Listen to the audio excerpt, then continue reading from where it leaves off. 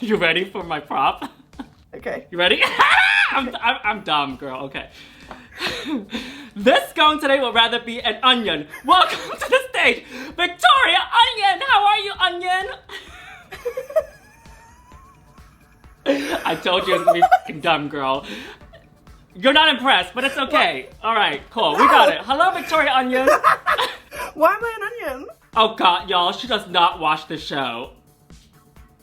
It's okay. So we sometimes call ourselves as a joke Bootleg Onion because it sounds like opinion.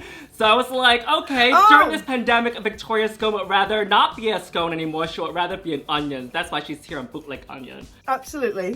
100%. She's lost. Bootleg Opinions. Yuhua, I love your hair today. Thank you, Victoria. Hair has the powers to make us feel confident, brave, and happy, which is why I use glaze. Oh my gosh, tell me more. I need to get into this. I personally myself use the transparent one. And just imagine how perfect your hair could look. There's 9 coloring matching shades in a transparent one. A semi-permanent super coloring conditioning glaze for your hair? Oh baby, you need it. Everybody's hair should always feel ready and be ready. With Glaze Super Gloss, you will have vibrant hair color and extraordinary softness like a queen, like both of us. Fantastic. Just what I need. It is packed with hair-loving ingredients and free from parabens, silicones, ammonia, and sulfates. Oh my gosh, I am going to look into this right away. It is so natural, so no matter if you have virgin or color-treated hair, you can use it on all hair types. Plus, you get a 30-day money-back guarantee. See? There's nothing to lose. You deserve beautiful, shiny, healthy hair. It is also vegan and cruelty-free. I wish you told me this earlier. So sashay away to the link in the description and use the code YUHUA20 for 20% off your subscription. We all deserve better, healthier, shinier hair, right, Victoria? Yeah! Hair for days. Shiny, softer, and smoother hair. On to the episode. Do you think it was the correct top 2? No. I do probably agree with the bottom 2. Juju and Cheryl, yes. Go for it, Victoria. I believe in you. Wait, what was it again? Hey, squirrel friends. Hey, squirrel friends. When one video ends, just watch another one. It's called cringe viewing. I support you. Cringe viewing. Yeah. Oh, I shouldn't have said this. Now I regret it. Hey, squirrel friends. Hey, squirrel friends. When one video ends, just watch another one. It's called cringe viewing. I support you. Now look over here! My top 2s would have been Pangina and also Jimbo. I didn't really see Janey up there. Maybe they were trying to create like a storyline. Oh, Jimbo picked her lipstick last week, so this week we're gonna have them 2 fight it out.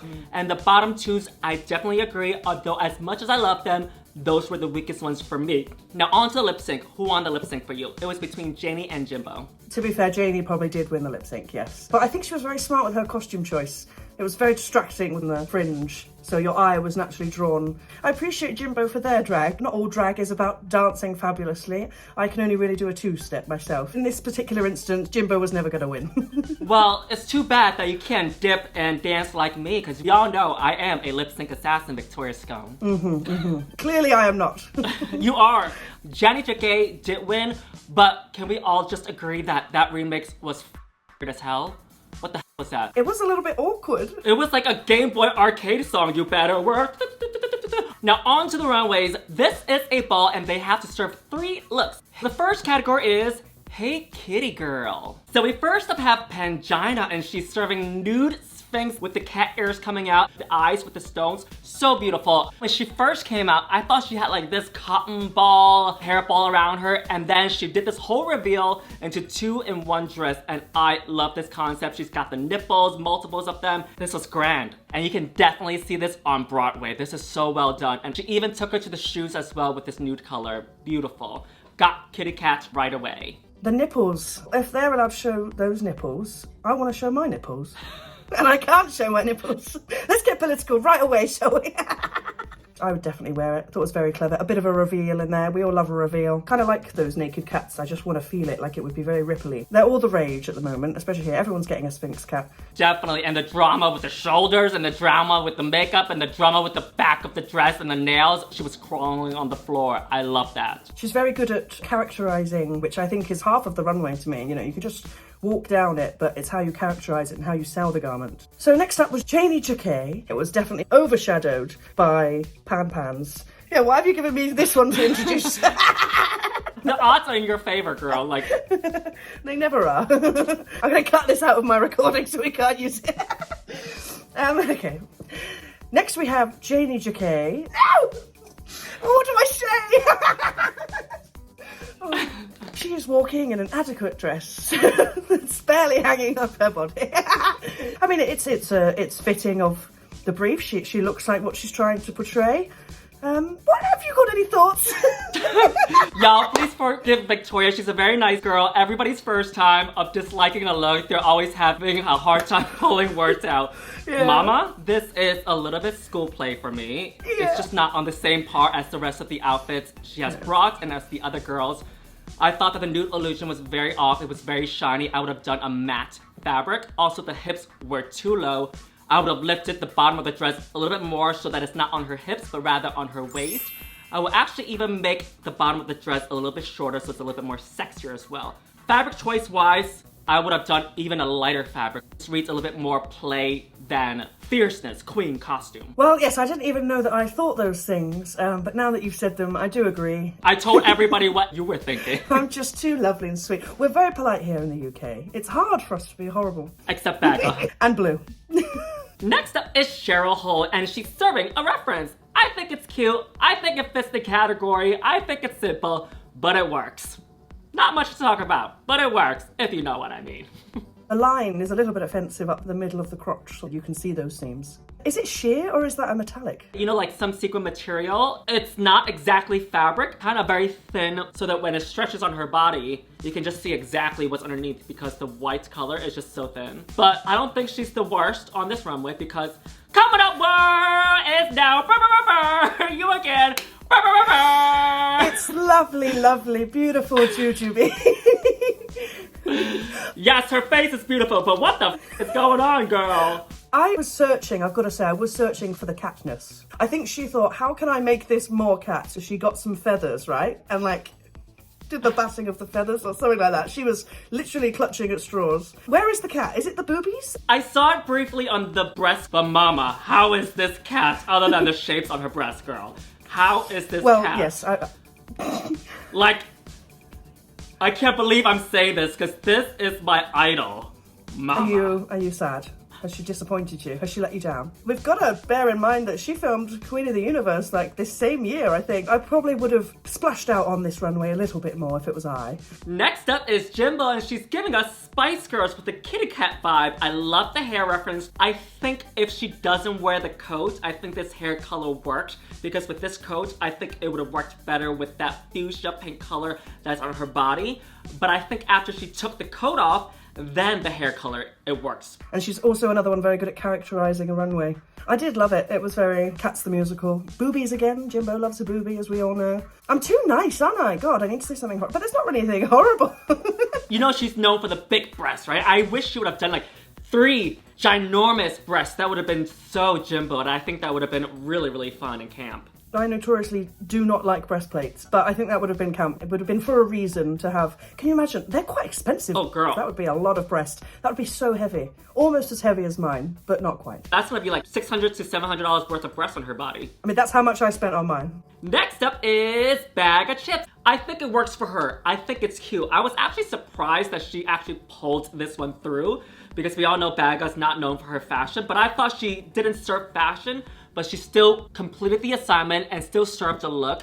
And I think that makeup helped sell the look. I think without the makeup, it would have just been a little bit basic. Though I will like to say that I want her to bring the waist up more though. Do you have Bagpuss in the US? No. So she's literally being Bagpuss, which is like a play on her name as well, like Bagapuss. Oh, okay. Love this so much. And I was really shocked. Like, this is really, really heightened for Baga. And I think she chose a good theme for it. It fits her name, it fits the runway. I just looked it up what it is and I think she nailed it. She very much nailed it. She was doing like dog characteristics. I don't know, girl. We all know Baga's something else, girl. And now we have Blue cosplaying as Lawrence Chaney as a cat. That's all I could think of, really. Well, Lawrence Chaney and Raja own the colour purple now, right? And Jan. But nobody seems to remember that for some reason. Very true. I did forget about Jan, but I do really like it. It's a bit of metallic on there, a bit of futuristicness. It's giving me Cats the Musical again. I quite like the amount of fur used. I just wish it was at the bottom because it's not like a full fur bodysuit. I think maybe she could have gone all the way down with the bodysuit, maybe with some fur, so it was like a little kitten paws. She's like a little stuffed kitty animal and she looks so adorable. I like the mix of this futuristic, spacey kitty cat 3022 moment that she's doing. Like, this is what the future of cats is gonna wear when they're out in space. They got their astronaut outfits on. Just adorable. So next up we have Mo, and I am categorically obsessed with this mug. I think I gasped when she walked out. You know, I love a back piece. I don't think it needed it. I think it looks a little bit crumpled. I mean, again, how did she get that there? I think she did a marvelous job. It separates her from the other girls. She didn't give us like an animalistic print. The only thing is, I kind of wish she took the bodysuit all the way down to her shoes as well, instead of just painting it. Oh, I agree about the shoes. No, I've just seen it. Yes. Next category is Butch Queen Realness. Show us how butch you are, or butchy. Next up is Pangina in our Queen's attire when she's out hunting or riding. It's clever, it's fitting with our country. She did like a little scratch of the vagina, probably wasn't needed, but you know, things like that slip in every now and then. Maybe her vagina was very dry. She explained that she's butch, but she's still a queen because she's the Queen of England. It was smart that she did it. And we next up have Janey Jacké serving orange is the new black. I thought it was smart that she was doing it. Oh, not the puff shoulders. I've just seen the puff shoulders. Mo is going to be triggered. Not another brunch shoulder. I think she does look very sexy, to be honest. I think I'd definitely have a little rumble in the hay with that character. But I would need to be the top, so I don't know how that would work. It's still not the winner of the week for me, though, even though I like it. Here we have our Shezza. I bloody love this look, I've got to say. I think it's a little bit reminiscent of my Meet the Queens look. So everyone thought that mine was flames, but it was actually supposed to be like jam and custard sort of dripping on my body. But I think this is a little bit reminiscent of that. Not that she would have known, of course. I think this is really, really solid for Shezza. I love it, and I like the hair. She's still very classically beautiful, but giving us a little bit butch. I like the detail in the boot at the bottom. I like little details like that. I do like this look. This is something definitely Tina Burner would wear because it's yellow, orange, and red. And she took it with the helmet as well, and like you said, the bottom of the heel. And I like also how she carved out her body with the black bold stripes on both sides. And she took it with the makeup too, with the yellow and the red. Beautiful. But the only thing is an earring on one side, whether if it's a little circle one, something like an ear cuff maybe. Where's the earring? Solid outfit that, I reckon. Oh God, me now. Oh, it's your turn. Next up is Jujubee in little black dress going to the mall. I don't know if she actually tried with this, honestly, because she did a reveal and there were flowers. I get it. It's butch and then femme, but come on now. This is UK versus the world. Come on now. It's not it. Yeah. Sorry. I mean, not a lot more needs to be said. And like the hair just seems very random to me. Like, what wig can I throw on with this outfit? She still looks hot. We've got to give it to her. She's just like Magnolia Crawford on her season. She's just here for the exposure. Good for her. I mean, why not? Next up is Jimbo. She loves a bloody booby, as do I. It's very well done. I do like the handlebars. It's kind of giving me a little bit Mugler, but like budget Mugler. Lesbian chic I live, baby, with this hawk that's so fierce to the sky and those chains just dripping on her. And when she was walking out, she was ready to fight in the bar, baby. I love these tall boots. I love the big knockers. Lesbian the house down. We support you, Jimbo. Next up is... I'm sorry. Next up is Demi Lovato. Oh my God, bag of chips. This is hilarious. She's doing the same thing as like the statue one. She's like... I don't know, when I first saw this, all I got was Demi Lovato. Oh my God. So on brand with Baga. This is so stupid. Like, what the f? This is so ugly, but it works. Is this butch? Yes. Is this queen? Yes. Is this fashionable? No. The outfit isn't very fitting, but it fits the theme. Baga's probably the only person this competition that could get away with wearing her own hair. But, you know, props to her, Joey J and all that. You know, the doors that Joey J has opened. I would say that compared to Jujubee's a little bit more fashion compared to Baga's. But Baga completed the assignment more of butch queen. It's more fitting to the theme than Juju. Baga's is more of a story. We've learnt something here. I don't know what we've learnt, but we've learnt something from Baga today. It's probably heightened for Baga. And, you know, she looks all right, doesn't she? Now we have the very gorgeous, very handsome blue Hydrangea. Adore this outfit. I love the gender. Her arms look great. I don't know if it's just me, but I think her arms look very, very attractive there. The waist is nice and snatched, as the kids say. I think she did a marvelous job. I like the mustache. It's very Freddie Mercury with this sleek hair as well. The only thing though, since it's diagonal, I kind of wish she would have done, is if she has something pointy coming up at the shoulder, but I think she served it nonetheless. Next up is Mo Hart, and she's serving you a tribute to the ball scene. And this is so hot and sexy with the hair, with the makeup, with the sunglasses. And I thought she was Butch Queen, house down, realness. And all that stuff. Bloody well love it. And I do like that Mo is teaching us things. She's bringing a bit of history. Very important there. She's teaching the children. Love it. I think this runway is actually perfect for me to watch. I think you've got me on a good one. I'm very turned on by these looks. The next category is RuPaul Realness, where the girls have to make an outfit that Ru would wear herself. I can kind of see Ru in this, but I absolutely got to say from the offset that I hate the black tights. The first thing I see, and I do not like it. I don't know why she did it. Maybe there isn't a panty, so she thought she'd just hide it. The top half is lovely. It looks like a different outfit from the waist down in my eyes, but I think the makeup is gorgeous. The scrunching is clever because you can be kind of messy with it with the sewing and it still looks effective. This is a silhouette that Ru will wear, kind of like a UK promo that she wears with the ruffles, this ruching. And I agree with you that at the bottom it seems like it's missing a piece that is not connected together. She was spending a lot of time helping other queens that I think she forgot about herself. I would have maybe put like a panty to match the corset. Other than that, the makeup is cool. The top part is cool. I think she's trying to be nice to everyone to make up for last week. I think she's just a nice queen in general. I trust no one. Or maybe a strategy. Next up is Janey, Jacké, and she's serving you an outfit I believe RuPaul would wear in like the early 90s. This is very supermodel of the world before it started to take off. The only thing though I would make this a little bit more Ru would be the hair, because RuPaul loves to wear hair when she has something on the shoulder if it's to the other side. That's all. All I can see from this outfit is a jumpsuit that I think half the UK drag scene own from ASOS. Is that very cheap jumpsuit. I have it. Doesn't fit anymore, but that's all I can see. Next up, we have our Cheryl hole. Bless her, she wishes she would just get swallowed up by a big hole, probably. You can see it in her eyes. She's trying to sell it. We didn't really see what happened, but suddenly she'd switched tactic. Do you think she like sewed this in the hotel room overnight? Doesn't matter, girl. It's horrific. Doesn't matter where she made it, girl. With the lights off and no sewing machine, no needles, she just somehow got this look together.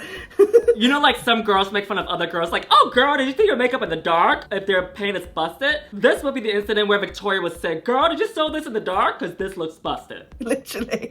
She knows it's bad, so, you know, I love Cheryl so much, but yeah, this is bad. Probably still better than season 1's outfit. I actually prefer the season 1 outfit because at least it was cohesive. With this one, it was just mismatched. I don't get the print that's on top of it. I actually prefer it without the print and also without the feathers, although it would be a little bit more simple, but at least it would be a clean look. It would be like something RuPaul would wear during the times when she hosted the RuPaul talk show on VH1. I definitely think she snipped off a bit of her entrance outfit feathers and just popped that on her shoulder in desperation. Oh my god, you're right. That is a true bootleg queen! Cheryl, you are a bootleg queen. We stand a crafty queen. Oh my god, you're so right. That is literally the feathers, the ostrich feathers from her first look. I clocked it straight away and I was like, go on, girl. Next up is Jujubee, serving a look I think RuPaul would wear. This look reminded me of the RuPaul meme. Do you know which meme I'm talking about, where RuPaul is just looking at you? I think so, yeah. And she's just like this, like really angry, like what the f, as if she has a gun behind her back. And also that other photo, she's giving out a critique to another queen how she doesn't like a look. Meanwhile, her breasts were like on opposite sides. You know what I'm talking about? No, I need to see this. Her socks. Girl.